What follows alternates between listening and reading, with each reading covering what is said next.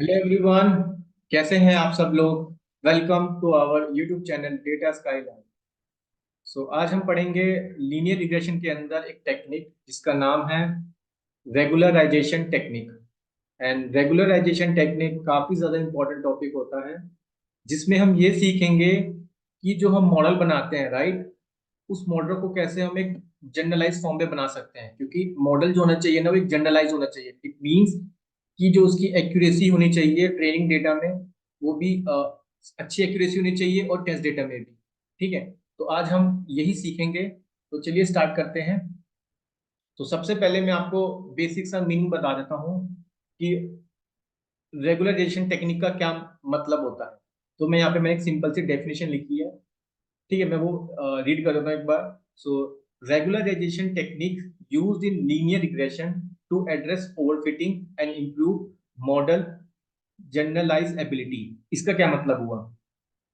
Basically जो regulation technique होती है, ये लीनियर रिग्रेशन के अंदर होती है, जिसका काम क्या होता है? ओवरफिटिंग को इम्प्रूव करना और मॉडल को जनरलाइज बनाना। ठीक है, अभी देखो मैंने यहाँ पे एक लाइन लिखी है, ओवरफिटिंग। अगर आपको याद होगा, मैंने आपको एक मीनिंग एक्सप्लेन किया था ओवरफिटिंग। सबसे पहले मैं आपको मीनिंग एक्सप्लेन कर देता हूँ ओवरफिटिंग का क्या मतलब होता है। ओवरफिटिंग, देखो यहाँ पे ओवरफिटिंग का मैं मीनिंग एक्सप्लेन करता हूँ। तो ओवरफिटिंग मैंने आपको बताया था, जो हमारे पास डेटा सेट होता है, राइट, वो दो पार्ट में डिवाइड कर लेते हैं हम डेटा सेट को। ये आपने पिछली वीडियो में भी देखा। पहला पार्ट जो होता है, उसको बोलते हैं हम ट्रेनिंग डेटा सेट, यानी कि ट्रेन। दूसरा डेटा सेट होता और उसको हम डिवाइड करते हैं टेस्ट डेटा सेट। राइट, ये मैंने कल आपको बताया भी था। अब देखो, ओवरफिटिंग कैसी कंडीशन है जहां पे आपने मॉडल बनाया, राइट, तो मॉडल क्या कर रहा है ट्रेनिंग डेटा सेट में? तो ठीक है, ट्रेनिंग डेटा सेट में तो उसकी जो एक्यूरेसी है वो काफी अच्छी है। ठीक है, एक्यूरेसी आप कैलकुलेट करते थे आर स्क्वायर से, ठीक है, या फिर एडजस्टेड आर स्क्वायर से, आपको याद होगा मैंने कल बताया था। लेकिन टेस्ट डेटा में जो उसकी एक्यूरेसी है वो कम है। ठीक है, तो इस कंडीशन को हम बोलते हैं ओवरफिटिंग। और आज की वीडियो में हम यही देखेंगे कि किस तरह हम रेगुलराइजेशन टेक्निक से इसको हैंडल कर सकते हैं, इसको इंप्रूव कर सकते हैं। ठीक है, तो आपको मीनिंग समझ आ गया होगा, इसको हम बोलते हैं ओवरफिटिंग। ठीक है, ओवर फिटिंग कंडीशन। ठीक है, और ये इंटरव्यू में पूछते हैं कि ओवर फिटिंग कंडीशन क्या होती है, राइट, तो ये आपने मीनिंग समझ लिया।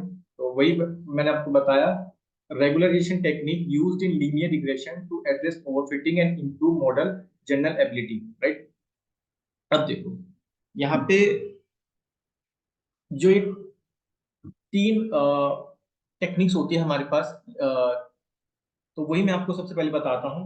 ठीक है, सबसे पहले टेक्निक का नाम है रिज रिग्रेशन।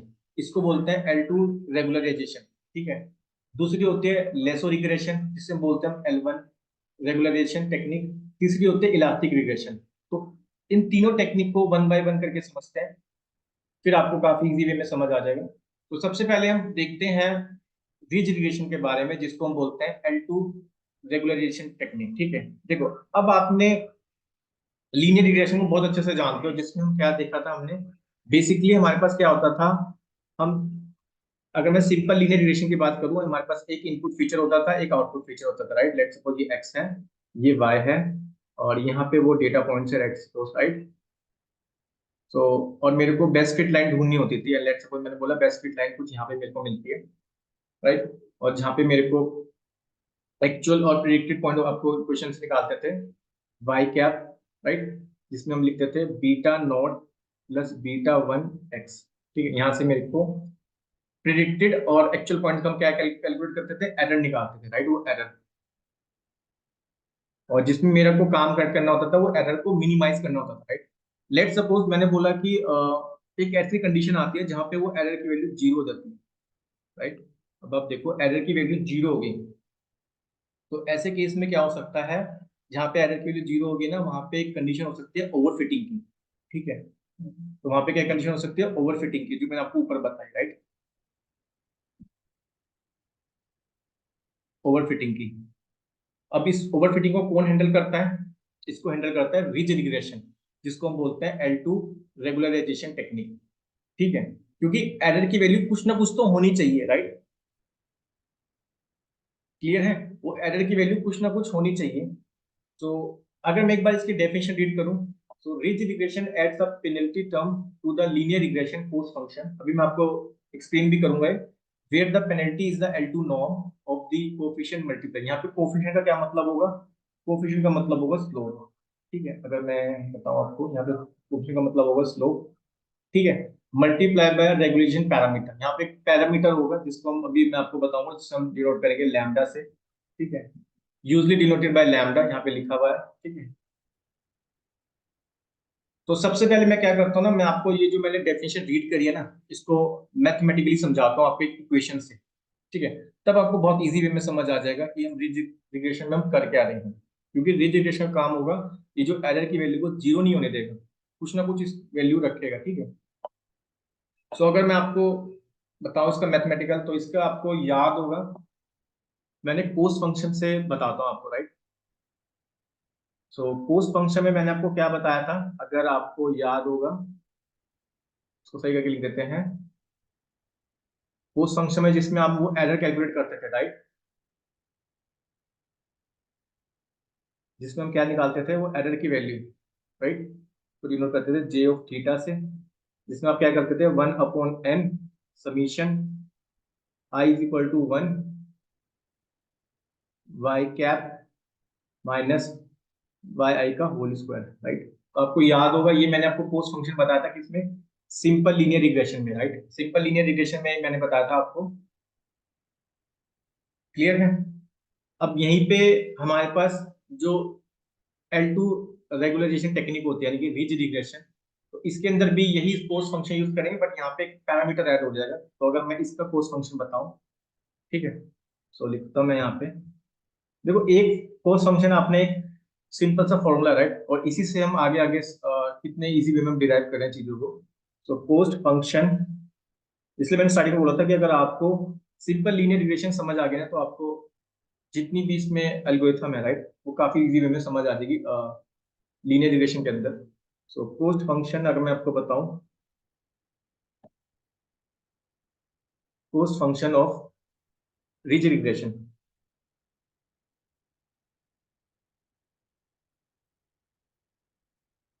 देखो उसका पोस्ट फंक्शन क्या होता है।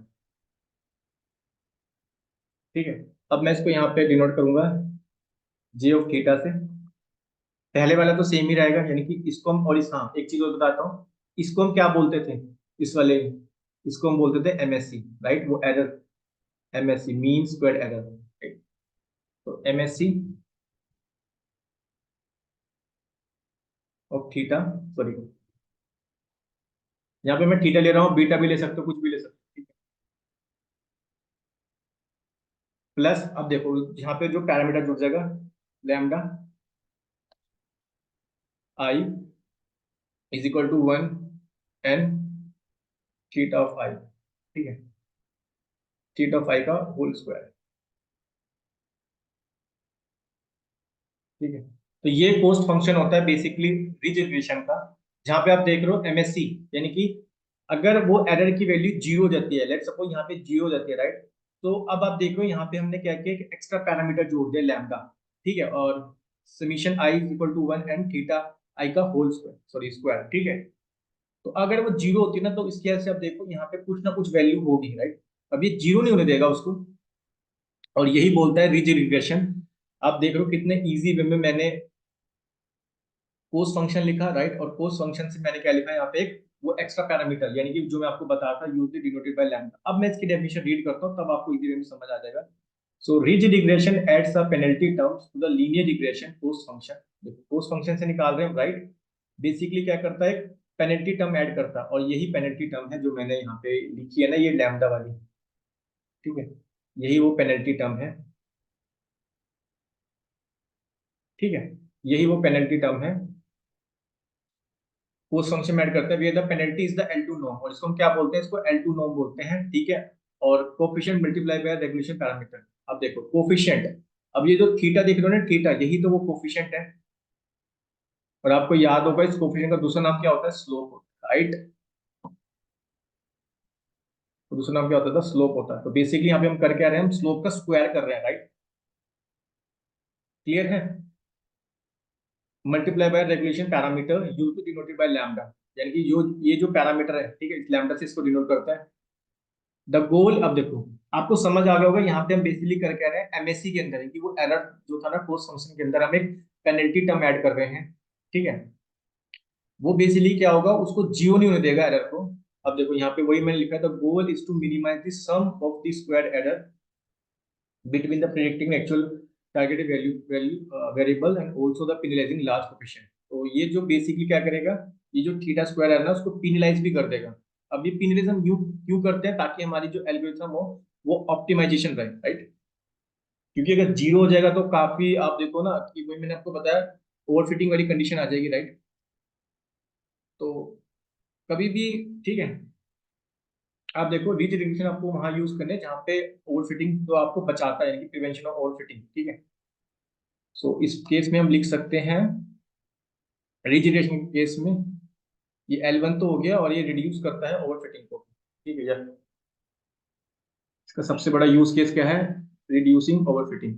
और यही इंटरव्यू में पूछते हैं कि हमें रीजनरेशन को क्यों यूज करना चाहिए। रिड्यूस, ओके, तो सही कर देते हैं। देखो पहले आपने अगर इसको मैथमेटिक्स में समझ रहे हैं तो बहुत इजी वे में आपको समझ आ जाएगा, ठीक है। मैं एक बार फिर से एक्सप्लेन कर देता हूँ, कोई दिक्कत नहीं है। तो सबसे पहले मैंने आपको बताया कि आज का जो टॉपिक है उसका नाम है रेगुलराइजेशन टेक्निक, जिसमें हमारे पास तीन टेक्निक होती है, रिजिड रिग्रेशन, लेसो रिग्रेशन और इलास्टिक रिग्रेशन, ठीक है। अब बेसिकली जो रिजिड रिग्रेशन होता है ये रिड्यूस करता है ओवरफिटिंग को, ठीक है। क्यों, कैसे? अब ओवरफिटिंग का क्या मतलब होता है, जब भी मेरे पे कोई डेटा सेट होता है मैं उसको दो पार्ट में डिवाइड करता हूँ। एक पार्ट होता है ट्रेनिंग डेटा सेट, एक होता है टेस्ट डेटा सेट। अब ओवरफिटिंग की वो कंडीशन है जहाँ पे ट्रेनिंग डेटा सेट के अंदर आपने जो मॉडल बनाया, वो मॉडल उसकी एक्यूरेसी अच्छी है ट्रेनिंग डेटा सेट, लेकिन जैसे कोई नया डेटा आएगा, इट मीन यानी कि टेस्ट डेटा के अंदर उसकी जो एक्यूरेसी बहुत कम हो जाती है। इट मीन्स ये हुआ कि आपके मॉडल ने ना रट लिया ट्रेनिंग डेटा को, ठीक है। ट्रेनिंग डेटा तो उसने अच्छी तरह से रट लिया कि जो भी ठीक ट्रेनिंग डेटा में पूछोगे वो आपको आंसर दे देगा, मतलब इस तरह से समझ सकते हो। जैसे होता है ना कि एग्जाम टाइम में आपने 10 क्वेश्चन आने, राइट, आपने नो ऐसे क्वेश्चन आ गए जो आपने रट लिए थे पेपर में, ठीक है, बिल्कुल आप लिख दोगे, लेकिन एक ऐसा क्वेश्चन आ गया जो आपको आता ही नहीं होगा, नया क्वेश्चन आ गया, राइट। तो वहीं पे आपकी एक्यूरेसी क्या हो जाएगी, कम हो जाएगी। तो इसी में आपको सिंपल इंग्लिश में बता रहा हूँ मैं, प्लेन इंग्लिश के अंदर। सो अब आप देखो यही कंडीशन होती है ओवरफिटिंग की। ट्रेनिंग डेटा में तो एक्यूरेसी बहुत अच्छी है, लेकिन टेस्ट डेटा में जैसे नया डेटा आ रहा है तो एक्यूरेसी कम हो जाती है उसकी, ठीक है। उसको हम बोलते हैं ओवरफिटिंग। तो जो रिज रिग्रेशन होता है ना, ये इसको रिड्यूस कर देता है ओवरफिटिंग को। कैसे? क्योंकि मैंने बोला ना कि लेट सपोज कि वो एरर की वैल्यू जीरो होगी, राइट। अब इसको कैसे हैंडल करेगा, क्योंकि अगर आप इसका कोस फंक्शन का फॉर्मूला देखो, यहाँ पे इक्वेशन देखो, सॉरी, तो इसमें क्या है, एरर के साथ ये एमएससी है, मीन स्क्वायर एरर, ठीक है। यहाँ पे हम एक एक्स्ट्रा पैरामीटर ले रहे हैं लैम्डा, और लैम्डा के साथ क्या कर रहे हैं, एक पेनल्टी टर्म यूज कर रहे हैं। यहाँ पे आप देख पा रहे होंगे theta I summation of N theta I का होल स्क्वायर, ये स्लोप का हम स्क्वायर कर रहे हैं बेसिकली, तो इसको हम बोलते हैं पेनल्टी टर्म। अब इससे होगा क्या, अगर एमएससी की वैल्यू जीरो भी होती है ना, अगर एमएससी की वैल्यू जीरो भी हो जाती है कोई दिक्कत नहीं है, क्योंकि हमारे पास एक टर्म है, ठीक है, लैम्डा वाली, ठीक है, ये इसको जीरो नहीं होने देगा, राइट। आई थिंक अब आपको समझ आ गया होगा। और यही हम मैंने लिखा था यहाँ पे, the goal is to minimise the sum of square between the predicting and actual value of the target variable while also penalizing large coefficient, ठीक है। क्योंकि अगर लेट सपोज, अगर मैं इसको यहाँ पे लिखूं कि आप लेट सपोज आप कोस फंक्शन कैलकुलेट कर रहे हो उसका, राइट, तो जे ऑफ थीटा निकाल रहे हो, मैंने बोला कि लेट सपोज एमएससी की वैल्यू जीरो हो जाती है, ठीक है, और लैम्डा की वैल्यू लेट सपोज वन है। तो अब ये बेसिकली होगा क्या इससे, ठीक है। अभी देखो आप देख पा रहे हो इसको जीरो नहीं होने देगा वो, ठीक है, कुछ ना कुछ वैल्यू यहाँ पे रहेगी। और जो थीटा है इसको हम बोलते हैं बेसिकली पीनलाइज दी कोस फंक्शन, ठीक है, ये इसको पीनलाइज कर रहा है। तो पीनलाइज का मीनिंग अब ये समझ सकते हो, वो हमारी जो एल्गोरिथम है उसको ऑप्टिमाइज करेगा, ठीक है, पीनलाइज दी कोस फंक्शन, ठीक है। आई थिंक ये आपको समझ आ गया होगा हम क्यों इसमें पीनलाइज कर रहे हैं, राइट, राइट। क्योंकि यहाँ पे लार्ज कोफिशिएंट वैल्यू आप देख पा रहे हैं, यहाँ पे स्क्वायर करने में लार्ज कोफिशिएंट वैल्यू है, स्लोप की वैल्यू ज्यादा होगी यहाँ पे, राइट, क्योंकि स्क्वायर कर रहे हैं। तो इससे होगा क्या है ना बेसिकली, आप एक तो कंडीशन इनकी रिड्यूस कर देगा ओवर फिटिंग वाली कंडीशन को, और यहाँ पे हमें सिंपल जो मॉडल होगा काफी सिंपल वे में परफॉर्म करेगा, राइट। और मॉड ठीक है, मतलब इसे काफी सिंपल बना देगा, उसकी परफॉर्मेंस अच्छी हो जाएगी, राइट, ये समझ सकते हो आप। ठीक है, इसको मैं हटा देता हूँ सिंपल, क्योंकि पिन मेरे में आपको मेन बताता पिनलेस का मीनिंग क्या है। और राइट, अब मैं क्या करता हूँ यहाँ पे ना, मैं आपको बता देता हूँ क्या क्या मैंने पैरामीटर यूज किया ताकि आपको समझ आ जाए। सो बेसिकली थीटा के बारे में तो आप यानी कि यहाँ पे जो जे थीटा है, राइट, जे थीटा तो क्या हो गया, जे थीटा तो कोस फंक्शन हो गया। अगर मैं आपको बताऊं तो जे थीटा तो क्या हो गया, जे थीटा तो कोस फंक्शन हो गया, राइट। उसके बाद मैंने लिखा एमएससी, एमएससी आप जानते हैं क्या होता है, मीन स्क्वायर एरर हो गया, राइट।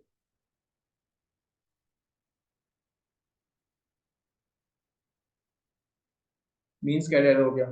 अच्छा लैम्डा क्या हो गया, सॉरी, हाँ लैम्डा क्या हो गया, लैम्डा बेसिकली इसको बोलते हैं हम रेगुलाइजेशन पैरामीटर, रेगुलराइजेशन पैरामीटर,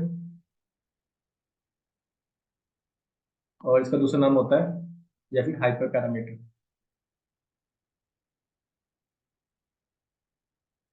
ठीक है, और थीटा तो अब जो थीटा आई है ये तो आप पता ही है आपको, स्लोप होता है बेसिकली, यहाँ पे इसको स्लोप बोल दो या फिर कोफिशिएंट बोल दो।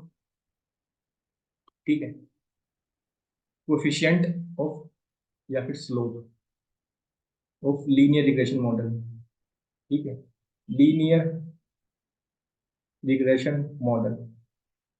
ठीक, आई थिंक ये आपको समझ आ गया होगा अच्छे से, क्यों हम यूज कर रहे हैं यहाँ पे, हम कोस फंक्शन को क्यों पीनलाइज कर रहे हैं, राइट, ताकि वो उसको एरर ना होने दे, मतलब एरर को जीरो ना होने दे, मैं बोल रहा हूँ एरर ना होने दे, एरर की वैल्यू को जीरो ना होने दे। ठीक है, तो इन शॉर्ट अगर मैं इसके आपको समरी बताऊं तो गोल हमारा क्या होना चाहिए, मैं यहाँ पे लिख देता हूँ तब आपको वीडियो में समझ आ जाएगा। तो व्हाट शुड बी अवर गोल, यहाँ पे मैं पेस्ट कर देता हूँ यहाँ पे। सो मैंने यहाँ पे पेस्ट कर दिया। So reduce the variance of the model by shrinking the coefficient toward zero. देखो स्लोप को श्रिंक करेगा जीरो की तरफ, बट उसको जीरो नहीं होने देगा, राइट, यानी कि जो थीटा था ना थीटा, उसको जीरो नहीं होने देगा, राइट, एरर को। आप आई थिंक अब आपको समझ आ गया होगा, L2 रेगुलेशन समझ आ गया आपको, तो L1 तो बहुत इजी वे में समझ आ जाएगा। ठीक है, तो अब हम बढ़ते हैं अपने L1 की तरफ, जिसका नाम है लेसो रिग्रेशन। ठीक है,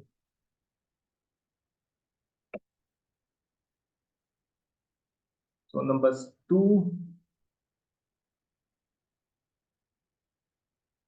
लेसो रिग्रेशन,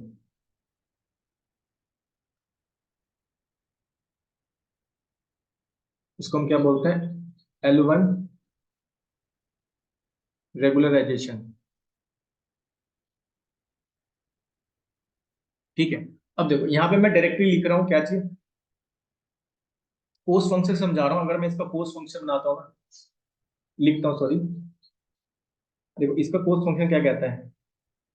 ठीक है, सेम होगा, बट यहाँ पे हम स्क्वायर नहीं करेंगे उसको, ऑब्सोल्यूट निकालेंगे यहाँ पे, जैसे मीन ऑब्सोल्यूट एरर निकालते थे, राइट। तो देखो इसका कोस फंक्शन क्या कहता है, जे ऑफ थीटा।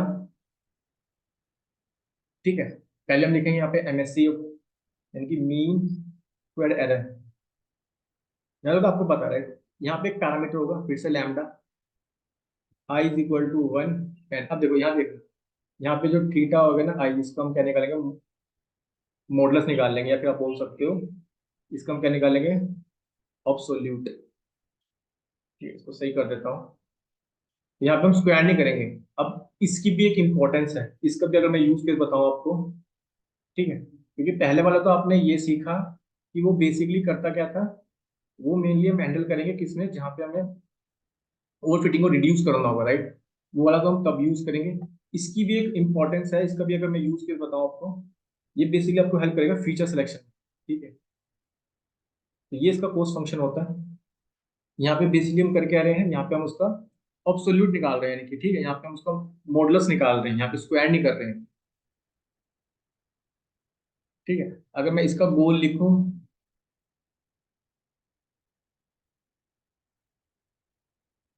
क्योंकि मैंने बोला था ना एक आपने समझ लिया तो आपको काफी इजी वे में समझ आ जाएगा।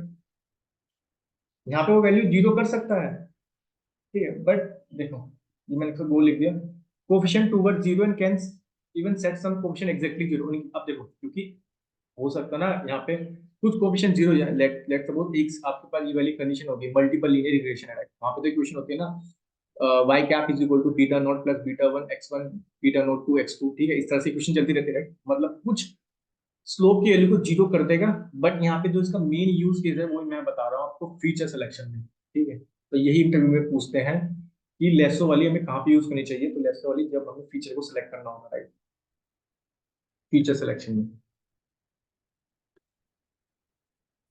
इसमें वो कोफिशिएंट वैल्यू को जीरो तो कर देता है कुछ कोफिशिएंट वैल्यू को, लेकिन ठीक है, वहां पे वो जीरो नहीं होने देता था, राइट? यहाँ पे मतलब वो जीरो हो सकती है वैल्यू एग्जैक्टली, मतलब कुछ स्लोप वैल्यू जीरो कर देगा, लेकिन यहाँ पे जो इसका मेन यूज केस है वो है फीचर सिलेक्शन, ठीक है? आई थिंक ये आपको समझ आ गया होगा, क्योंकि जब लेट सपोज आपके पास ये वाली इक्वेशन है, मैं लिख देता हूँ।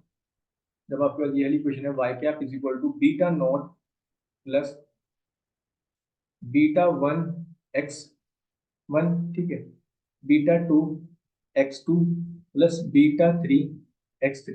अब ये बीटा जो देख रहे हो, यानी कि बीटा से डिनोट कर दो, थीटा से डिनोट कर दो, इट्स अप टू यू, ठीक है? अब यहाँ पे वो कुछ स्लोप की वैल्यू को जीरो कर देगा, लेकिन इसका जो मेन यूज केस यही है कि फीचर को सिलेक्ट करने में आपकी हेल्प करता है, ठीक है? तो इसका सबसे बड़ा यूज केस यही है, राइट? आई थिंक ये आपको समझ आ गया होगा, ठीक है? तो यहाँ पे हम जो अब यहाँ पे मैं इसके डेफिनेशन लिखूं, तो यहाँ पे पेनल्टी टर्म क्या यूज कर रहे हैं? ये वाली पेनल्टी टर्म यूज कर रहे हैं। और यहाँ पे L1 वाली भी इसे बोलते हैं L1 नॉर्म, क्योंकि यहाँ पे ये वाली पेनल्टी टर्म उसको बोलेंगे L1 नॉर्म, उसको बोलता हूँ L2 नॉर्म, ठीक है? तो अगर मैं इसकी डेफिनेशन भी बताऊँ आपको, so Lasso regression is similar to ridge regression and adds a penalty term to the linear regression cost function। बिल्कुल सही, यहाँ पे आप देख पा रहे होंगे हम एक पेनल्टी टर्म ऐड करते हैं, ठीक है, कोस्ट फंक्शन के अंदर। वो पेनल्टी टर्म क्या है? ये वाली, इसको बोलते हैं पेनल्टी टर्म, ठीक है? और इसको बोलते हैं L1 नॉर्म, ठीक है? however Lasso uses L1 norms of the coefficient as the penalty instead of L2 norm, ठीक है? तो अब यहाँ पे बोलते हैं L1 नॉर्म में आप क्या निकालते हो? उसका एब्सोल्यूट, और L2 में क्या निकालते हो? उसका स्क्वायर कर देते हो स्लोप का। और इसका मेन यूज केस है फीचर सेलेक्ट करने में हेल्प करता है। उसका मेन यूज केस क्या था? वो रिड्यूस करता है ओवरफिटिंग को, राइट? सो आपको ये समझ आ गया होगा। So let's move to the our third technique, जिसका नाम है इलास्टिक नेट रिग्रेशन। अगर आपको ये दोनों समझ आ गए अब, तो इलास्टिक वाली तो आपको बहुत सिंपल वे में समझ आ जाएगी, क्योंकि इलास्टिक वाली कुछ नहीं है, इन दोनों का कॉम्बिनेशन है, दैट्स ऑल, ठीक है? सो इलास्टिक में लिख देता हूँ यहाँ पे elastic net regression, elastic net regression,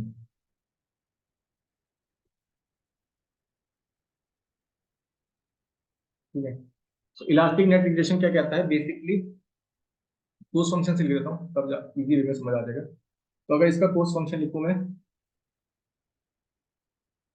तो इन दोनों का कॉम्बिनेशन होता है, यानी कि J of theta is equal to M S C, यानी कि mean square error, plus L1, sorry L2 regulation क्या कहता था आपका? Theta one I is equal to one, and यहाँ पे लैम्डा लेते तो हम यहाँ पे दो पैरामीटर हो गए, एक होगा लैम्डा वन, एक होगा लैम्डा टू, ठीक है? तो थीटा आई का स्क्वायर, ठीक है? और लैम्डा टू में आप क्या ऐड कर दोगे? सेम L1 नोम वाला का, मतलब दो, हमारे पास दो पिनलाइज पैरामीटर होते थे, राइट? L1 और L2। पहले वाले को बोलते थे यहाँ पे L2 नोम, इसको बोलेंगे L1 नोम, राइट? अभी मैंने बताया ऊपर आपको। इस वाले में क्या करेंगे? बेसिकली हम इसको सही कर देता हूँ, यहाँ पे n आएगा, ठीक है? n थीटा, उसका मॉडुलस निकाल देना है, ठीक है? तो आप देख पा रहे होंगे यहाँ पे तो आप कुछ नहीं कर रहे हो, सिंपल आप उसका कॉम्बिनेशन बता रहे हो, राइट? जो कॉम्बिनेशन बताता है उसको बोलते हैं इलास्टिक नेट रिग्रेशन। यहाँ पे दो पैरामीटर होते हैं, थीटा लैम्डा वन और लैम्डा टू, ठीक है? आई थिंक ये आपको समझ आ गया होगा अच्छे से। ये काफी ज्यादा इंपॉर्टेंट होता है, तीनों ही रेगुलेशन टेक्निक। एक काम करता हूँ, यहाँ पे मैं पेस्ट कर देता हूँ। ओके, कोई दिक्कत नहीं है, मैं यहाँ पे ना लिख ही देता हूँ कि जो थीटा वन और थीटा टू क्या है। बेसिकली थीटा वन और थीटा टू क्या होंगे? रेगुलेशन पैरामीटर होंगे, किससे आ रहे हैं? रिज और लेसो से, ठीक है? तो θ1 एंड θ2 दोनों क्या है, रेगुलराइजेशन पैरामीटर है, राइट।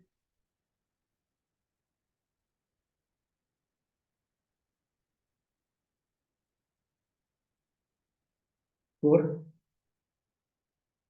रिच एंड लेसो, ठीक है।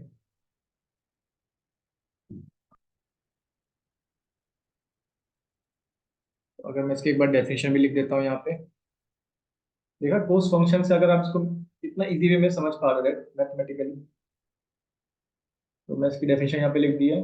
So elastic net regression combines both L1 and L2 penalties in the linear regression cos function, यानी कि वो पीनलाइज कर देता है, ठीक है, जो हमारे पास पीनलाइज वैल्यू होती थी, राइट। तो दोनों को कंबाइन कर देता है, this allow it to handle multi collinearity, यानी कि कोरिलेशन बिटवीन प्रेडिक्टर। तो बताता है, ये भी काफी सारा इंपॉर्टेंट पॉइंट है जो मैंने यहाँ पे लिखा है, ठीक है। कोरिलेशन आप जानते होंगे, तो कोरिलेशन बिटवीन द प्रेडिक्टर्स, यानी कि वो इंडिपेंडेंट वेरिएबल्स समझ सकते हो आप, बेटर देन दी रीच और लेस और अलोन, ठीक है। तो तीनों के यूज केस हैं।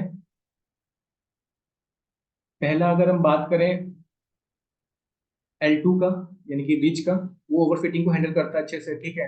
L1 यानी कि लेसो किसको हैंडल करता है, बेसिकली आपकी फीचर को सेलेक्ट करने में। और जो इलास्टिक है, उसका सबसे बड़ा यूज केस क्या है, वो मल्टी सॉरी कोरिलेशन को आपको बताता है, राइट,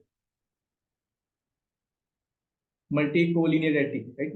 थोड़ा सा ये प्रोनाउंसिएशन में दिक्कत हो रही है, ठीक है, बट कोई दिक्कत नहीं है, इसको आप सिंपल बोलो, कोरिलेशन को जो इजी वे में हैंडल करता है, राइट, वो बताता है आपका इलास्टिक वाला, राइट। आई थिंक ये आपको समझ आ गया होगा, ठीक है। तो इसका मीनिंग हो जाएगा मल्टी कोलिनियरिटी, राइट, ये इसको हैंडल करता है, राइट। फर्स्ट टाइम में मैंने इसको प्रोनाउंस गलत कर दिया था। सो आप, आई थिंक आपको समझ आ गया होगा, राइट। तो एक बार मैं शॉर्ट फॉर्म में यहाँ पे लिख देता हूँ, जो एल से लिख देता हूँ। L2 वाला होता है, यानी कि रिज वाला होता है, वो एफर्ट करता है और फिटिंग को हैंडल, ठीक है। L1 वाला होता है, ठीक है, मैं L1 L2 से लिख रहा हूँ ताकि आपको इजी वे में समझ आ जाए। L1 वाला होता है, वो फीचर सिलेक्शन में हेल्प करता है, और जो आपके पास इनका कॉम्बिनेशन होता है कि L1 एंड L2 का, जिसको हम बोलते हैं इलास्टिक नेट रिग्रेशन, ठीक है, वो आपको हेल्प करता है मल्टी कोलिनियरिटी में, ठीक है, क्योंकि correlations between the individual parameters, या सॉरी वेरिएबल, मल्टी कोलिनियर, ठीक है। सो आई थिंक ये आपको समझ आ गया होगा तीनों, राइट। तो तीनों के मैंने आपको यूज केसेस बता दिए,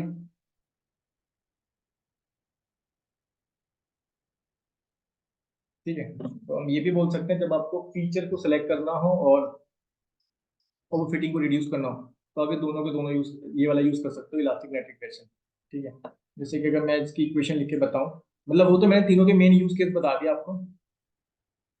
सो अगर मैं तीनों बताऊं, अगर मैं इसका कोस फंक्शन को एक्सपेंड करके लिख दूं एक बार, ठीक है, तो आप ये देख सकते हो, जैसे मैं इसका कोस फंक्शन बताया, राइट, जे ऑफ थीटा, उसमें मैंने आपको क्या बताया कि MSc of theta plus λ1 I N, ठीक है, थीटा आई का होल स्क्वायर प्लस ठीक λ2 I is equal to 2, sorry I is equal to 1। इससे हम ये भी तो कह सकते हैं, जब हमको दोनों हैंडल करना हो, राइट, फीचर सिलेक्शन को और ओवर फिटिंग को, लैम्डा इज इक्वल λ2 n, इसको सही कर देते हैं एक बार, यहाँ पे आएगा मॉडुलस ऑपरेटर, ठीक है, θ1, राइट। तो अब देखो, जो मैं आपको बता रहा हूँ, ये वाला किसको हैंडल करेगा, रिड्यूस ओवर फिटिंग को, रिड्यूस ओवर फिटिंग को, ये किसे करेगा, फीचर को सिलेक्ट करेगा, राइट।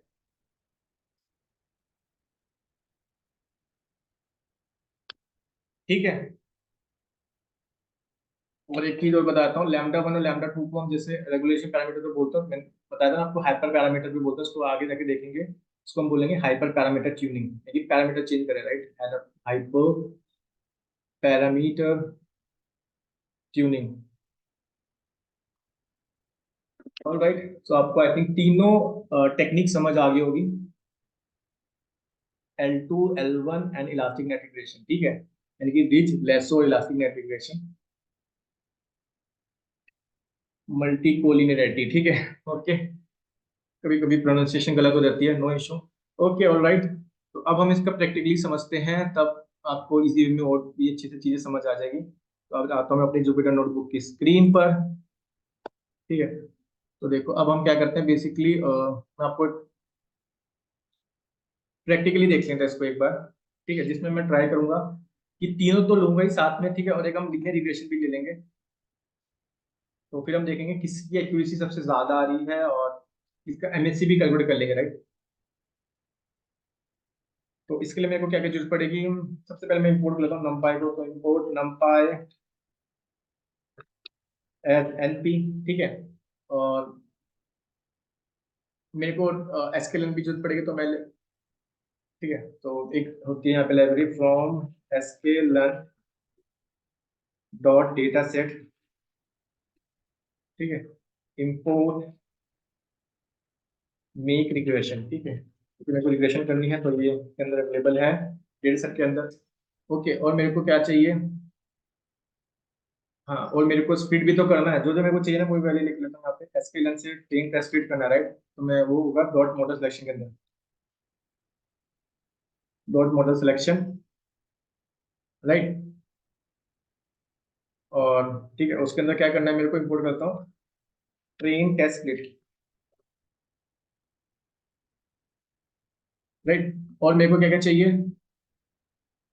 हाँ, लीनियर रिग्रेशन में मेरे को लेसो चाहिए, ठीक है, लीनियर रिग्रेशन चाहिए और लास्ट नेट चाहिए, ठीक है। तो ये किसके अंदर अवेलेबल होंगे, ये होंगे एसकेएलएन डॉट लीनियर मॉडल के अंदर, राइट।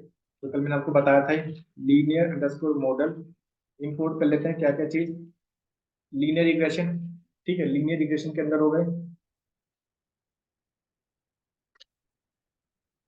तो लीनियर रिग्रेशन, ठीक है, और मेरे को चाहिए रिच, रिच रिग्रेशन, ठीक है, सॉरी रिच वाला चाहिए, ठीक है। और रिच के साथ एक चाहिए लेसो, तो लेसो के लेसो, और दूसरा चाहिए इलास्टिक वाला भी चाहिए, ठीक है, तो इलास्टिक, इलास्टिक नेट, ठीक है, ये सब मेरे को चाहिए। और मेरे को क्या कैलकुलेट करना है इसका, मेरे को इसमें आर्ट्स करके एक्यूरेसी भी निकाल लेना है, फ्रॉम एसकेएलएन, ठीक है, फ्रॉम एसकेएलएन डॉट मैट्रिक्स के अंदर, क्योंकि आप देखो आप ये सब चीजें पढ़ चुके हैं, तो मैं एक साथ ही सारी लाइब्रेरी में लिख रहा हूँ ताकि मैं अलग अलग ना लिखूँ।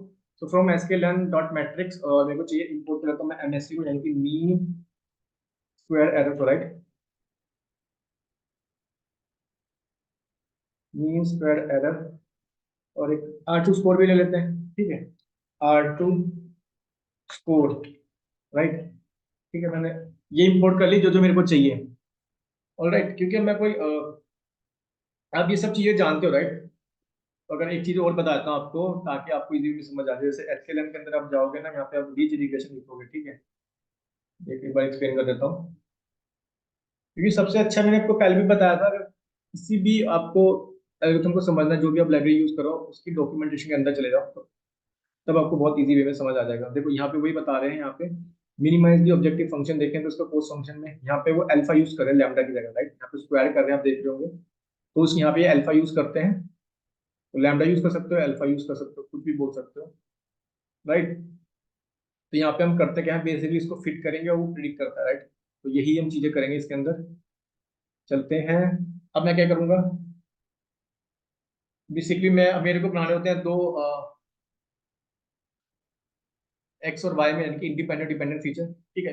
तो मैं काम करता हूँ, एक एक्स ले लेता हूँ और एक मैं वाई ले लेता हूँ, और ये मैं कहाँ से लूंगा, मेक रिग्रेशन से, ठीक है, तो मैंने क्लास बनाई थी, और मैं इसको इनिशियलाइज कर देता हूँ मेक रिग्रेशन, और इसमें सबसे पहले मेरे को सैंपल है कि डेटा पॉइंट्स कितने चाहिए, मैं इसको दिखाता हूँ आपको। तो इसमें सबसे पे क्या क्या होता है, एक होता है एन सैंपल्स, कितने डेटा पॉइंट चाहिए आपको, मैंने कहा लेट्स सपोज मेरे को 100 ही चाहिए, ठीक है, मैं 100 ही ले लेता हूँ।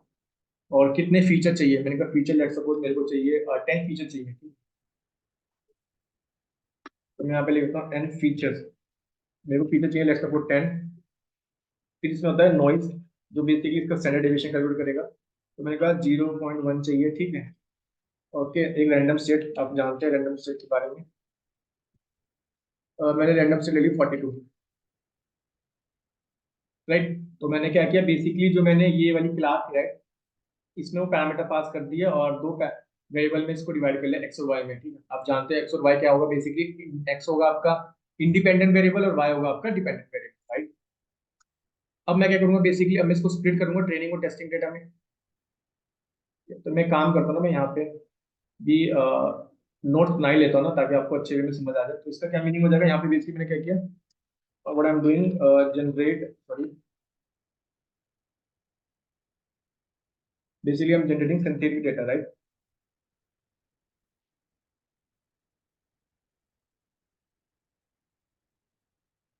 ठीक है, तो ये जनरेट कर देगा सिंथेटिक डेटा को। ओके, अब मैं क्या कर रहा हूँ, अब मैं स्प्लिट करूंगा किसको, अपने डेटा सेट को ट्रेनिंग और टेस्ट में, right. Split the data into training and test data, right. उसके लिए मैंने ऑलरेडी इंपोर्ट कर लिया था ट्रेनिंग टेस्ट स्प्लिट को। तो मैं काम करता हूँ, उसी को कॉल कर लेता हूँ और उसमें मेरे को क्या क्या चाहिए, एक तो चाहिए मेरे को एक्स टेस्ट, पहले एक्स ट्रेन, ठीक है, एक्स ट्रेन, चार पैरामीटर आप जानते हैं, X test, Y train, Y test, ठीक है।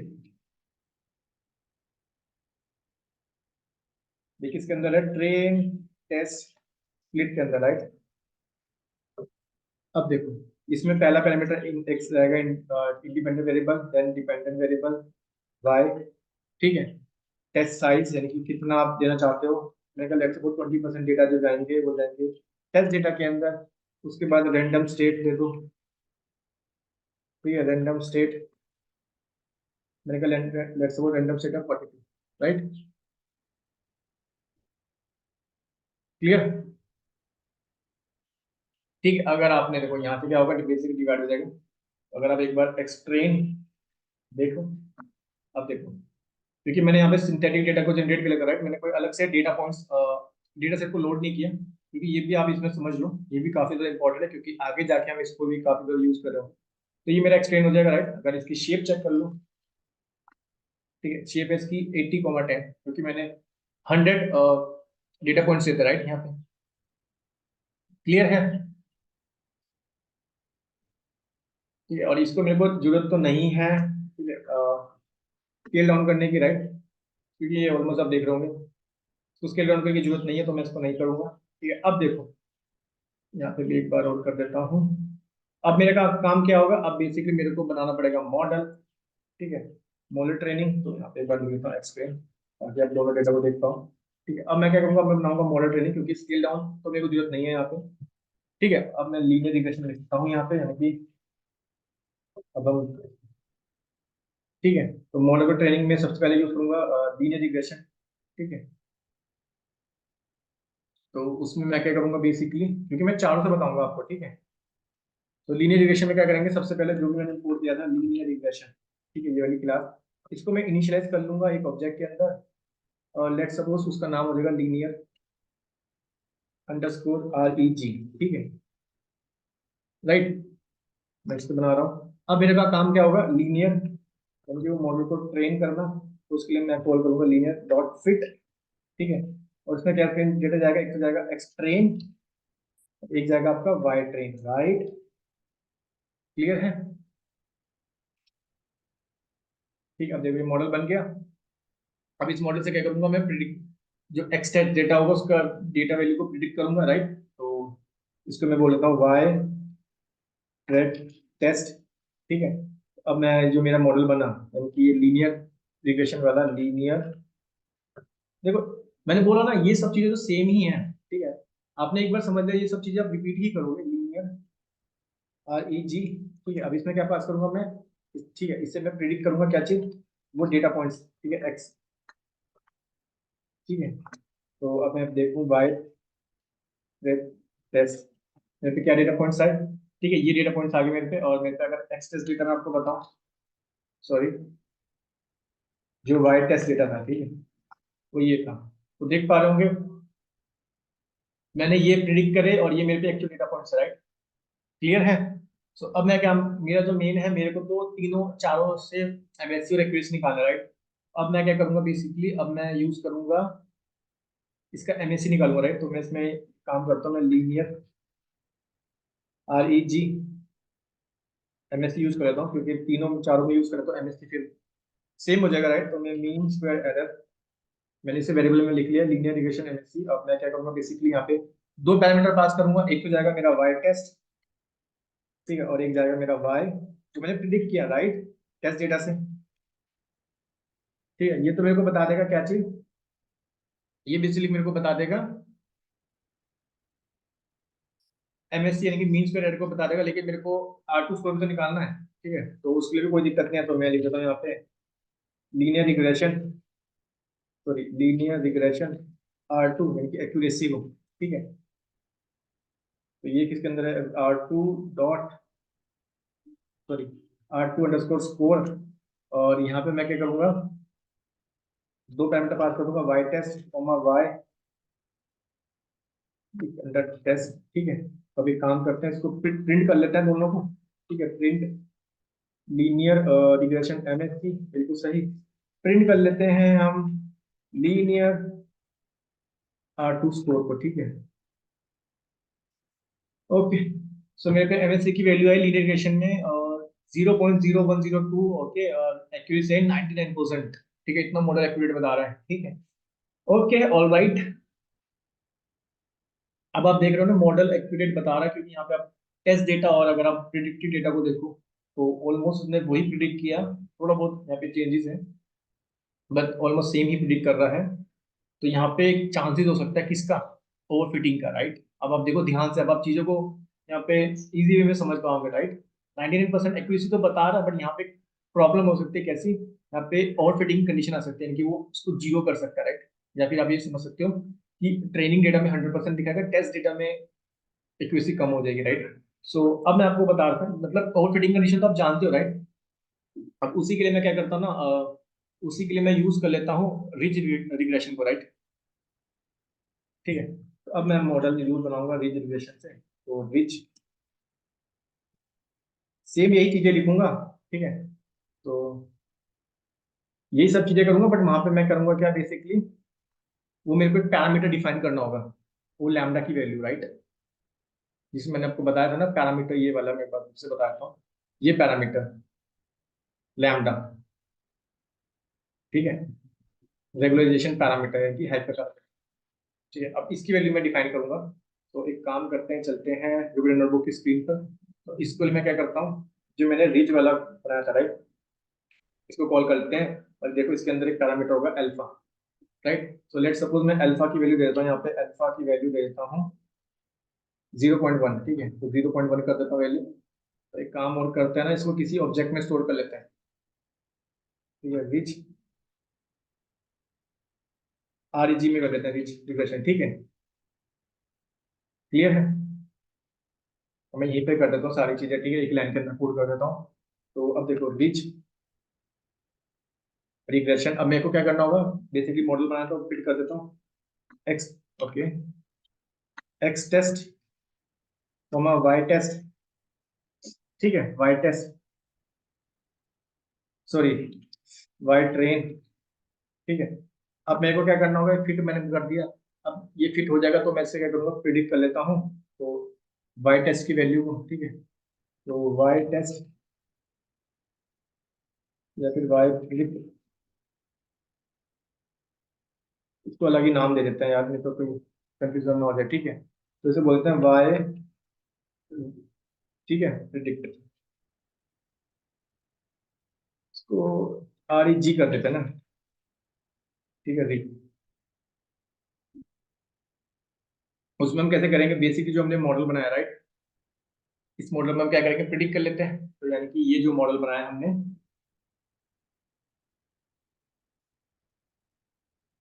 ठीक है, तो इसको मैं काम करता हूँ, मैं ये जो मॉडल है मेरे पास रिच, सॉरी, ओके, रिच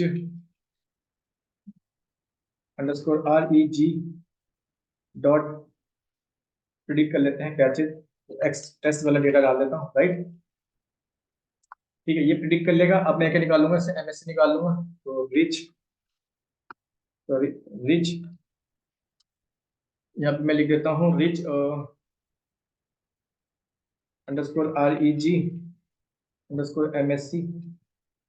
ठीक है, वो आप कैसे जानते, कैसे निकालोगे, वो कैसे निकालोगे, mean square error dot, sorry, mean square error.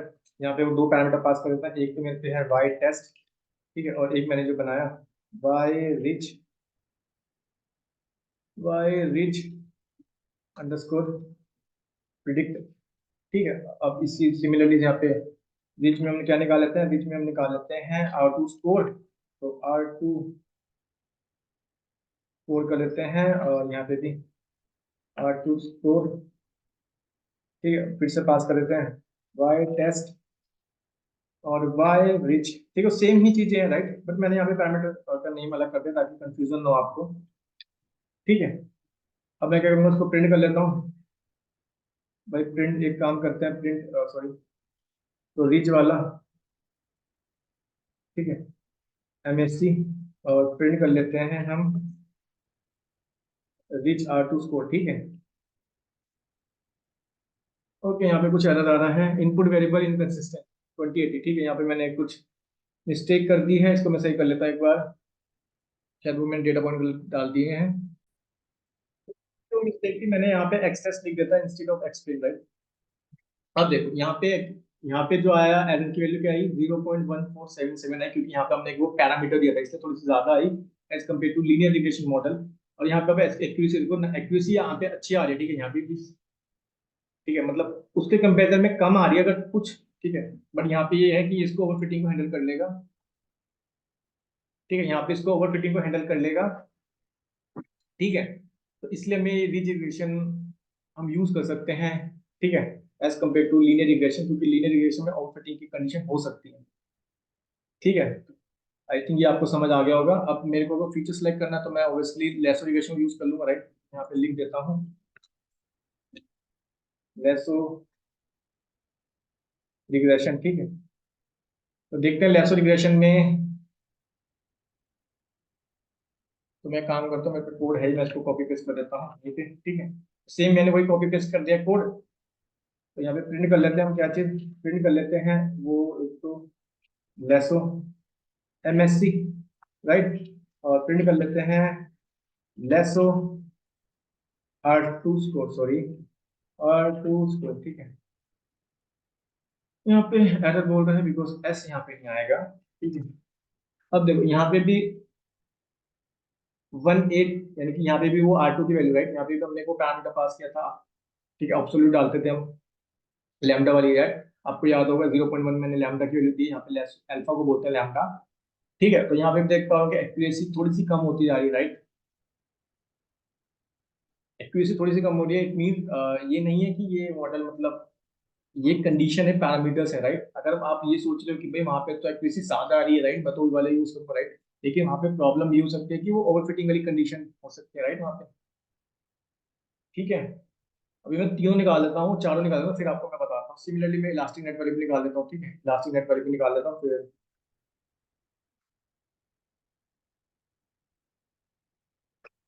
ठीक है, तो एक काम करते हैं, इलास्टिक वाले भी मैं,